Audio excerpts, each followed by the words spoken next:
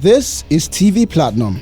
Here are the top 5 stories making the headline. On number 1, 32 years after the June 12, 1993 presidential election, former military president General Ibrahim Badamasi Babangida IBB has finally admitted that Chief Moshood Abiola of the Social Democratic Party was the rightful winner.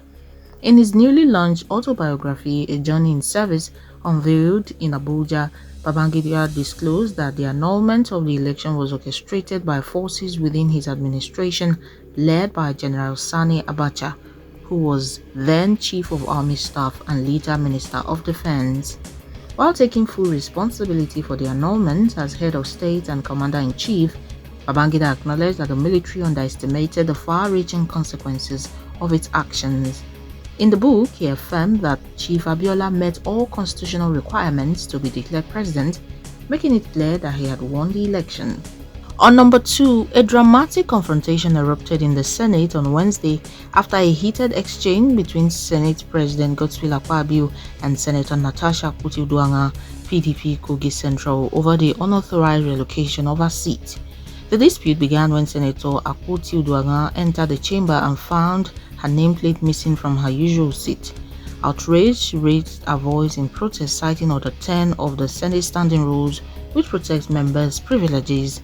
As plenary commenced, Senate Chief Whip Senator Tahir Mongono, APC Borno North, raised the point of order, drawing Akpabio's attention to what he called Natasha's improper sitting position.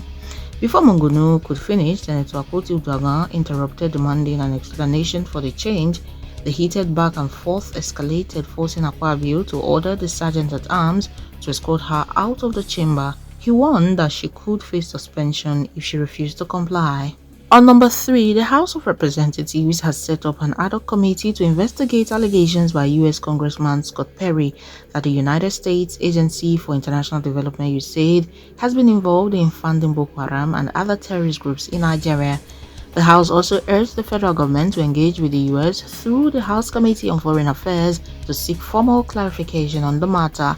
The investigation is expected to uncover any foreign links to the financing of terrorist activities in the country. On number 4, the national president of the Afenifere Youth Council, Eniola Ojajuni, has been kidnapped by gunmen in Abuja. Ojajuni was reportedly shot twice in the buttocks before being taken captive on Monday, February 17.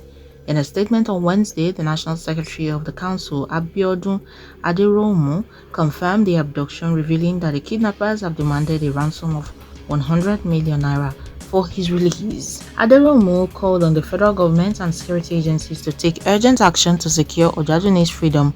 He also urged Nigerians with any useful information to assist in the rescue efforts. A council member speaking anonymously to Punch newspapers confirmed in quote, "They shot him twice, he has bullet wounds, and the kidnappers are insisting on 100 million naira or nothing." And lastly, the Attorney General of the Federation and Minister of Justice Lateef Fagbemi, Senior Advocate of Nigeria, has advised Osun State Governor Adeleke to comply with the recent Court of Appeal ruling that restored local government officials removed in 2022. The controversy began after the 2022 local government elections under former Governor Adeboyega Oyetola's administration were nullified by the Federal High Court in Osogbo just days before Adeleke assumed office. Following the ruling, Adeleke dismissed the elected officials and replaced them with caretaker committees. In a statement on Thursday night, Fagbemi addressed Adeleke's concerns over the ruling, clarifying its legal implications and advising against any action that could violate the Constitution. Those are the top stories. Do subscribe and follow us across all our platforms to get more of this update.